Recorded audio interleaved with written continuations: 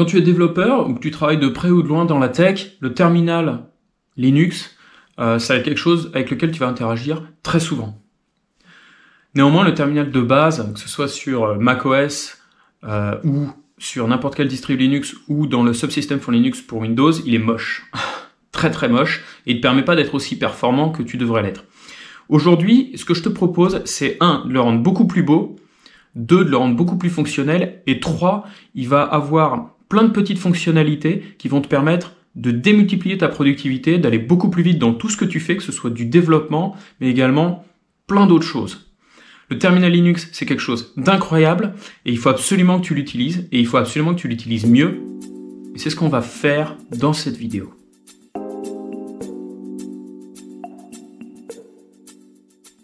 Pour pouvoir utiliser correctement le Spaceship Prompt, il va falloir déjà utiliser un nouveau shell qui s'appelle ZSH. Et au-dessus de ce shell, on va installer OhmyZSH. Pour savoir si sur votre installation Linux, ZSH est installé, ça va être dur de dire ça, c'est très simple. C'est ZSH-version. On me dit qu'il n'est pas installé, mais que je peux l'installer avec apt install ZSH. Ok, on l'installe. Mon password. Et c'est parti. Ok, là c'est installé. Donc maintenant, si je recommence, je suis sur la version 5.9. Parfait. Ce que je vais avoir besoin de faire, c'est de savoir quel est le shell qui est utilisé à l'heure actuelle. Donc, c'est très simple, on va utiliser cette commande-là, et il me dit que je suis sur le shell de type bash. Ok. Donc moi, ce que je veux, c'est changer mon shell pour avoir ZSH. Donc, la commande, elle est pareille, chsh, change shell, et là je vais dire -s avec $, et puis la version de mon ZSH. Et avec ça, normalement, on va me demander mon password, et c'est fait. Donc là, il va falloir fermer votre terminal et le relancer pour recharger le shell. Quand tu vas relancer ton shell pour la première fois, il va te demander de le configurer, coche ce qui est par défaut, fais la configuration par défaut et ça suffira parfaitement. T'embête pas à essayer de chercher midi et 14h à ce niveau-là. On passe à la suite tout de suite. Et moi, j'ai fini et je fais 0. Ok. Donc là, vous voyez, mon shell, il est pas très très joli. C'est pas grave, on va le rendre beaucoup plus joli et il va surtout avoir beaucoup plus de fonctionnalités. Pour ça, on va installer OhmyZSH. OhmyZSH, en fait, ça va me permettre de donner plein de fonctionnalités, plein de plugins super sympas sur mon shell. Ça s'installe très simplement. Vous copiez-collez cette fonction-là. Oui, je veux changer pour ZSH. Même si c'était déjà le cas, comme ça. Voilà. Et là, vous voyez, c'est beaucoup plus beau déjà. Là, je commence à avoir des trucs qui sont sympas.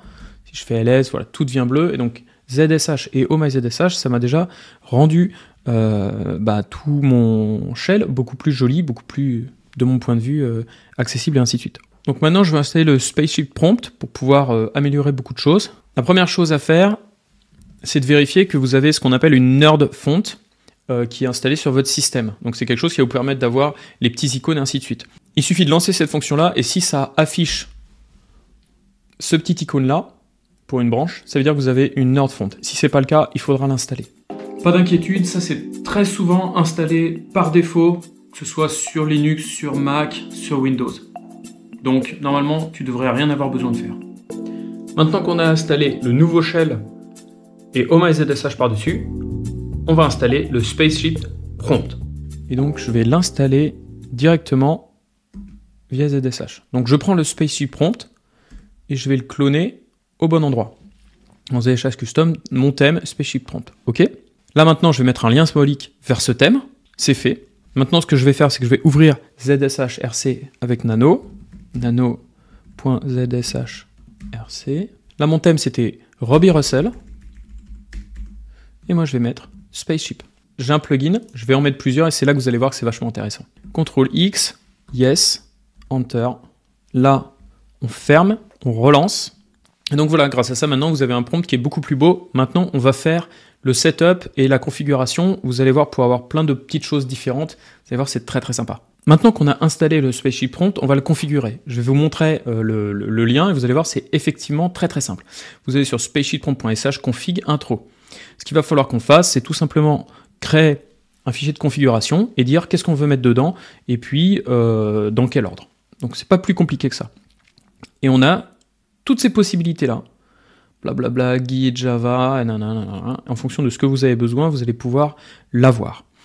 Moi, je vais faire ça parce que j'ai envie de garder le fichier, ma configuration dans le .config. Ok ? C'est fait. Maintenant, je vais configurer mon prompt. Donc là, on va créer le fichier de configuration qui va être dans spaceship.zsh. Donc on va faire comme ça, touch.config spaceship.zsh. Ok. Hop. Maintenant, on va l'ouvrir. Donc là, par exemple, je vais mettre ces trois-là dedans. Après, je vais exit et je vais sauvegarder. Ok. Maintenant, je vais recharger le prompt.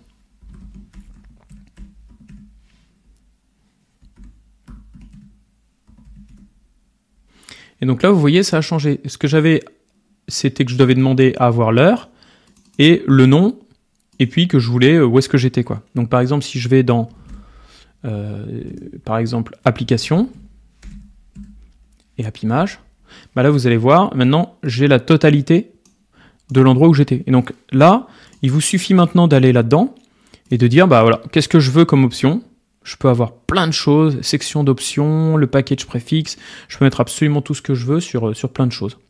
Et donc vous pouvez rendre votre Spaceship Prompt exactement comme vous le souhaitez et puis l'adapter en fonction si vous voulez de la batterie tout le temps, que quand elle est en dessous de 10%, 15% et ainsi de suite. Vous pouvez avoir tout ça là-dedans.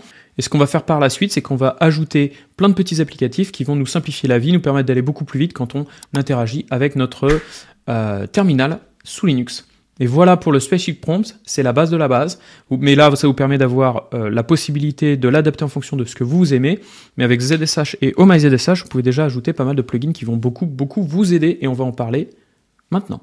Maintenant qu'on a installé le shell ZSH et surtout qu'on a installé OhmyZSH par-dessus, on va pouvoir avoir accès à plein de plugins qui vont nous permettre d'aller beaucoup plus vite lorsqu'on interagit avec le shell dans mon terminal Linux.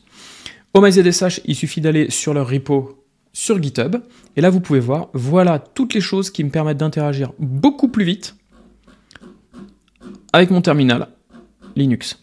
Un truc que j'utilise énormément et que je vous recommande vraiment d'ajouter, c'est le plugin sudo. Sudo, qu'est-ce que ça fait ? Par exemple, tu tapes une commande, mais tu n'as pas envie de taper sudo ou tu l'as oublié, et bien en fait, il suffit d'appuyer 2 fois sur la touche échappe pour pouvoir faire la commande. On va l'installer, on prend sudo, et on va aller dans les plugins. Donc là, je suis avec mon shell dont j'ai changé le prompt avec Spaceship. Et donc là, vous allez voir, je vais juste rajouter le plugin sudo. Je suis actuellement dans mon directory home et je vais ajouter le plugin sudo via OhmyZSH. Donc nano.zshrc. Et là, vous voyez, tout à l'heure, on se souvient, il y avait git ici. Ce qu'il me suffit de faire maintenant, c'est juste de rajouter sudo de cette façon-là. Moi, j'aime bien avoir un truc propre, donc je saute les lignes à chaque fois. CTRL-X pour exit, CTRL-Y pour sauvegarder. On n'oublie pas, on va recharger le shell donc avec source.zshrc pour mettre à jour la nouvelle configuration. Et donc là, je vais juste faire quelque chose de très simple. Echo test. Et donc là, je ne vais pas écrire sudo, je vais appuyer 2 fois sur échappe. Et vous voyez, je suis en sudo. Et ça marche. Donc, ce qu'il faut que vous fassiez maintenant, c'est juste qu'en fonction de ce que vous utilisez et de ce qui vous intéresse, parce qu'avoir du Terraform, ça ne sert à rien si jamais vous n'utilisez pas Terraform, et ben c'est de regarder ce qu'il y a là-dedans, de regarder si ça vous convient, si ça vous sert, et de les ajouter en fonction de votre utilisation de votre terminal. Quelque chose que j'aime beaucoup, par exemple, moi, c'est Jump, avec AutoJump. Ça me permet d'aller beaucoup plus vite quand je me promène dans mon terminal Linux, dans mon arborescence de fichiers. Il y a beaucoup de choses, Git, j'utilise beaucoup bien sûr, donc j'hésite pas à l'utiliser. Donc voilà, faites ce que vous voulez, faites votre petite recherche, partagez dans les commentaires les super plugins OhmyZSH que vous avez trouvés, partagez aussi dans les commentaires votre config du Spaceship Prompt que vous avez fait, je serais ravi de voir ça. On peut pas le faire, mais sinon, envoyez sur Twitter, envoyez-moi des captures d'écran de votre terminal. Je serais ravi de voir ça. Moi, je vais le fine-tuner, je vais le mettre à jour et je vous posterai un post sur la chaîne YouTube. Et puis on pourra commenter ensemble tout ça une fois qu'on aura mis bien au propre, bien au point tout notre terminal Linux. D'ici là, sécurisez-vous bien, protégez-vous sur Internet et on se retrouve très bientôt pour une prochaine vidéo. Ciao, ciao, à la prochaine.